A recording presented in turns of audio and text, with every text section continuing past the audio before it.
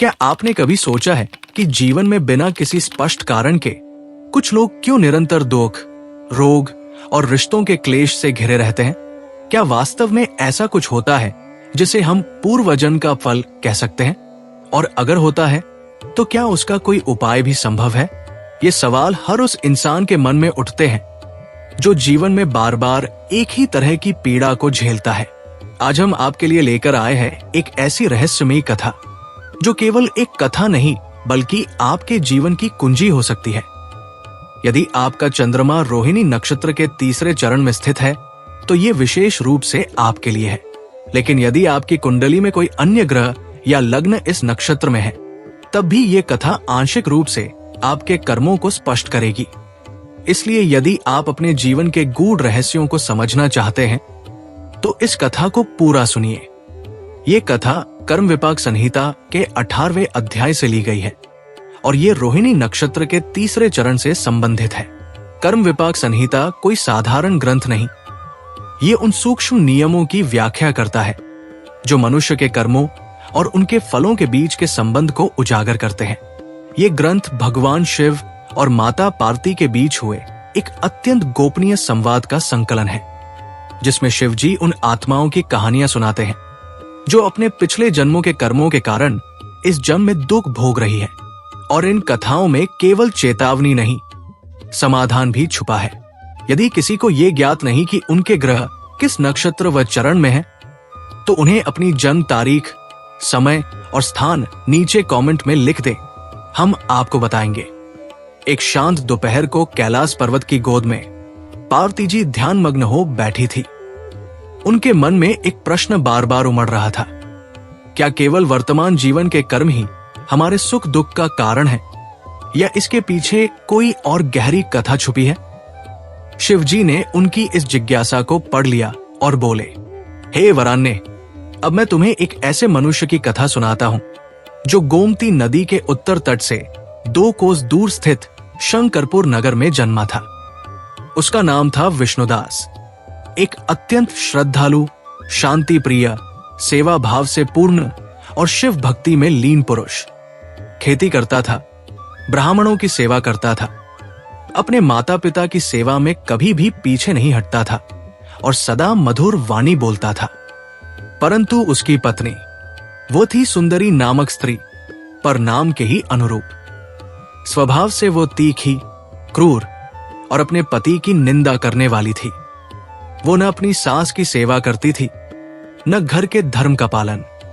रोज विष्णुदास से लड़ाई करना जैसे उसका नियम बन गया था। एक दिन जब विष्णुदास किसी कार्य से बाहर गया हुआ था, तभी एक ब्रह्मचारी उसके द्वार पर भिक्षा मांगने आया। सुंदरी ने उसे न केवल भिक्षा देने से मना कर दिया बल्कि अपमानित भी किया। और उस दिन कोई विशेष तिथि नहीं थी, कोई ग्रहण भी नहीं था। फिर भी ऐसा क्यों हुआ? क्योंकि कर्म किसी मुहूर्त के अनुसार फल नहीं देते, वे अपने समय पर लौटते हैं। काल चक्र घुमा। बहुत वर्षों बाद विष्णुदास की मृत्यु हुई, लेकिन उसकी शिव भक्ति के कारण वो यक्षलोक में गया। 30,000 वर्षों तक सुख भोगता रहा। वही उसकी पत्नी की मृत्यु के बाद वो रौरव नरक में गई। वहां की पीड़ाएं सहने के बाद वो व्याघ्री बनी, फिर श्रृगाली और अंततः पुनः मनुष्य रूप में जन्म लेकर वही स्त्री फिर उसी विष्णुदास के साथ विवाह के बंधन में बंध गई। परंतु इस बार उसके जीवन में न सुख था न संतान। उसका शरीर रोगों से पीड़ित था, मन अशांत था और भाग्य जैसे बार बार उसे उसी पुराने कर्मों की ओर खींच ले जाता था। यही कर्म विपाक है, एक असंतुलित संबंध का चक्र जो तब तक टूटता नहीं जब तक मनुष्य उसे समझकर सही दिशा में तप नहीं करता। इस पूरी कथा में विष्णुदास एक ऐसा व्यक्ति है जो विषम परिस्थिति में भी धर्म और सेवा का मार्ग नहीं छोड़ता। उसकी पत्नी जो कर्कशा है, केवल एक नकारात्मक पात्र नहीं बल्कि एक प्रतीक है उस मानसिकता का जो घर की शांति को भंग करती है, जो अहंकार, क्रोध और अविवेक से ग्रस्त होती है। आज के युग में ऐसे संबंध अनेक हैं, जहां एक व्यक्ति चाहे कितना भी भक्त, सरल या सेवा भाव वाला हो, लेकिन दूसरा पक्ष अगर असंतुलन, अनादर और स्वार्थ से भरा हो तो उस घर का सौभाग्य भी दुख में बदल सकता है। ये स्त्री प्रतीक है उन सभी विचारों का जो न तो रिश्तों की मर्यादा समझती है, न सेवा भाव और न ही धार्मिक भावनाओं का आदर। ये केवल स्त्री पुरुष का मामला नहीं, बल्कि किसी भी रिश्ते में एक नकारात्मक ऊर्जा का चित्रण है।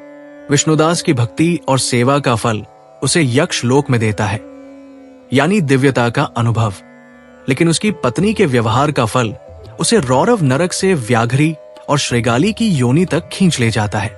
यह बताता है कि केवल किसी से विवाह कर लेना या किसी भक्त पुरुष की पत्नी बन जाना पाप से मुक्ति नहीं देता। स्वयं के कर्म ही भविष्य निर्धारित करते हैं। आज के समाज में जब कोई बुजुर्ग महिला ये शिकायत करती है कि बहू उनकी सेवा नहीं करती, उन्हें नजरअंदाज करती है, तो वो केवल एक घरेलू समस्या नहीं, बल्कि एक भविष्य को बिगाड़ने वाला कर्म हो सकता है। इसी तरह जब हम किसी साधु, भिक्षु या जरूरतमंद को झिड़कते हैं, उसे अपमानित करते हैं, तब हम न केवल उस व्यक्ति का अपमान करते हैं, बल्कि अपने भावी जन्मों के कष्टों का बीज बोते हैं। ये सब कर्म है जो किसी कंप्यूटर की तरह हमारे सूक्ष्म शरीर में सेव हो जाते हैं और समय आने पर कर्मफल बनकर हमारे सामने आते हैं। इस कथा में बार बार पुनर्जन्म का जिक्र है, व्याघ्री, श्रृगाली और फिर दोबारा मानव जन्म। ये केवल पौराणिक कल्पना नहीं, बल्कि ये समझाने का माध्यम है कि जब तक हमारी आत्मा पूर्ण शुद्ध नहीं होती, तब तक हम बार बार उसी परिस्थिति में फंसते हैं। बस पात्र और मंच बदल जाते हैं। कितने लोग होते हैं जो इस जीवन में भी बार बार उसी तरह की टॉक्सिक रिलेशनशिप्स, मानसिक दुख या आर्थिक संघर्षों से जूझते हैं। ये सब अनजाने में किए गए उन कर्मों का परिणाम है जो हमने कभी किसी को अपमानित करके, किसी की सेवा न करके या अपने धर्म से विमुख होकर किए होते हैं। विष्णुदास की पत्नी जब वापस जन्म लेती है तो वंध्या होती है, यानी उसकी कोख फल नहीं देती। ये भी एक प्रतीक है। जब हमारा मन सेवा, श्रद्धा और भक्ति से शून्य हो जाए, तब वो किसी सृजन में समर्थ नहीं रह जाता। ऐसे लोगों के जीवन में न रिश्तों की गहराई होती है, न कृतज्ञता का भाव, और न ही उन्हें कोई नया विचार, आनंद या संतोष मिलता है। वे बार बार उसी दुख में उलझे रहते हैं, चाहे स्थान या लोग बदल जाएं। अगर आज कोई स्त्री या पुरुष इस कहानी को पढ़ता है, तो उसे ये विचार जरूर करना चाहिए कि क्या मैं अपने जीवन में किसी विष्णुदास की सेवा या उपेक्षा कर रहा हूं? क्या मैं किसी बुजुर्ग के लिए पीड़ा का कारण बन रहा हूं? क्या मैं अपने रिश्तों को मर्यादा और सेवा से सींच रहा हूं, या स्वार्थ और कटुता से जला रहा हूं? अब है पार्ती, मैं तुम्हें बताता हूं उस स्त्री के लिए निर्धारित प्रायश्चित का उपाय, जिससे वो अपने उस भयानक कर्म को शुद्ध कर सके। पर उससे पहले यह समझना जरूरी है कि हर स्त्री या पुरुष जो इस कथा से जुड़ाव महसूस कर रहा है, उन्हें यह जानना चाहिए कि वे भी किसी न किसी रूप में इस चक्र में बंधे हो सकते हैं। विशेषकर वे लोग जिनका जन्म रोहिणी नक्षत्र के तीसरे चरण में हुआ हो, या जिनकी कुंडली में कोई ग्रह इस नक्षत्र में स्थित हो, क्योंकि कर्म का लेखा केवल जन्म कुंडली तक सीमित नहीं होता, वो आत्मा के सारे अनुभवों का दर्पण होता है। तो हे पार्ती, अब मैं उस पुण्य का वर्णन करता हूं जिससे ये स्त्री अपने कर्मों से मुक्त हो सकती है। उस कन्या ने माघ महीने में, जब शीत लहर शरीर में सिहरन भर देती है, प्रतिदिन गर्म जल से अपने पति को स्नान कराया। ये सेवा दिखावे के लिए नहीं थी, ये प्रेम और समर्पण की अभिव्यक्ति थी। एक स्त्री जब अपने जीवन साथी की चिंता इस गहराई से करती है, तो वो केवल तन की सफाई नहीं करती, वो उस पुरुष के भाग्य को भी मांझती है। आज के युग में जब रिश्तों में समय और संवेदना दोनों कम होते जा रहे हैं, तब ये कर्म ये सिखाता है कि छोटी छोटी सेवाएं भी रिश्तों की पुनर्रचना कर सकती है। हर प्रातः उठकर उसने अपनी सास के चरणों में झुककर प्रणाम किया, न केवल औपचारिकता से, बल्कि हृदय की श्रद्धा से। सास के प्रति ये आदर इस बात का प्रतीक है कि उसने अपने अहंकार को वश में किया। आज जब परिवारों में पीढ़ियों के बीच संघर्ष होता है, तब ये नम्रता, ये सम्मान घर में शांति का व्रत बन सकता है। वो ये भी जानती थी कि जब कोई स्त्री अपनी पूर्व पीढ़ी को सम्मान देती है, तो वही सम्मान भविष्य की पीढ़ी में उसे लौट कर आता है।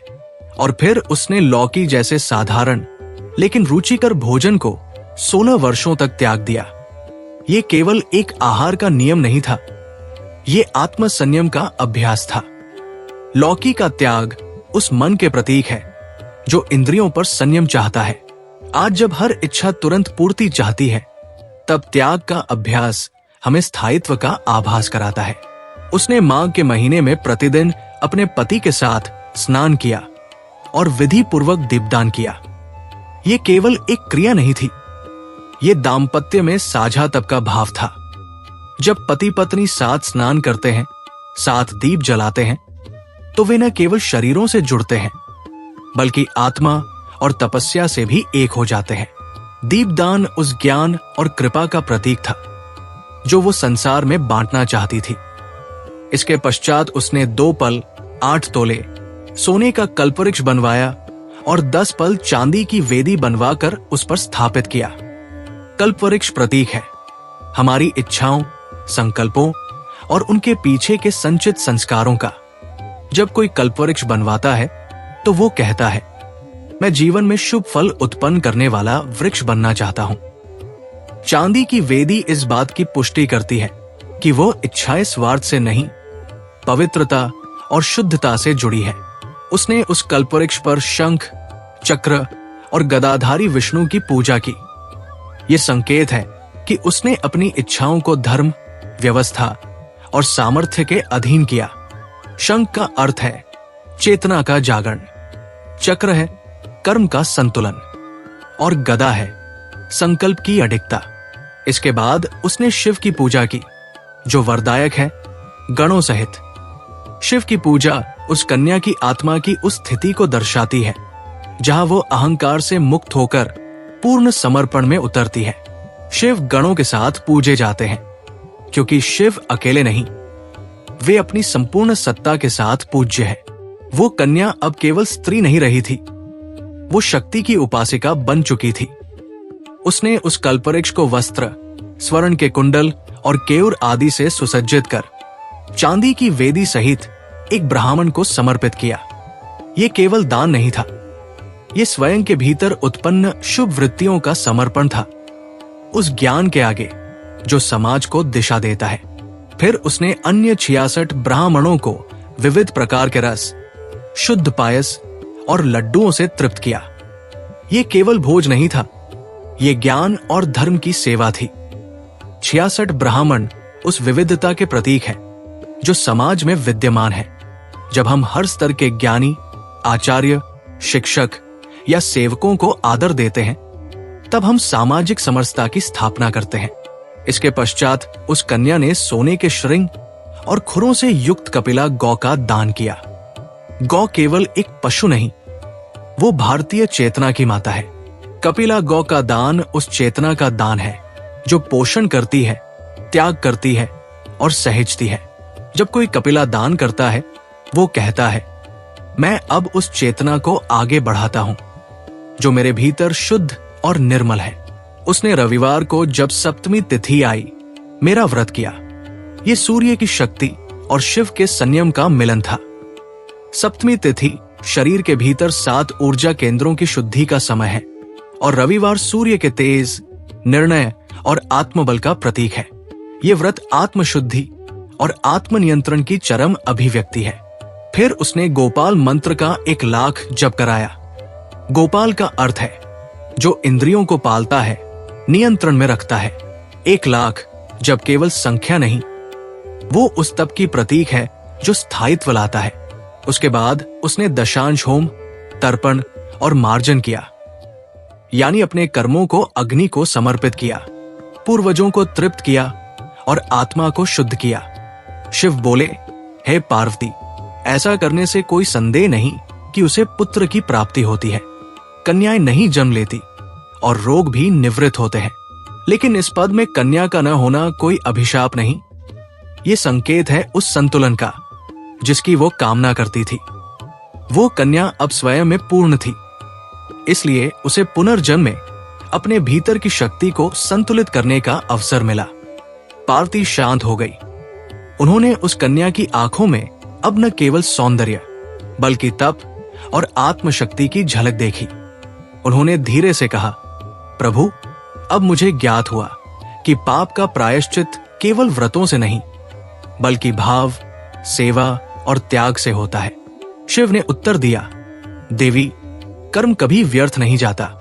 यदि कोई आत्मा सच्चे भाव से प्रायश्चित करे तो ब्रह्मांड स्वयं उसका भाग्य पुनः रचता है।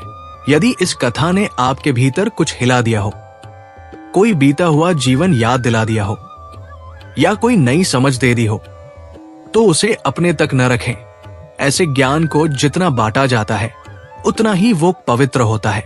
यदि ये अनुभव मूल्यवान लगा हो तो इस वीडियो को लाइक करें ताकि ये संदेश और भी अधिक आत्माओं तक पहुंच सके।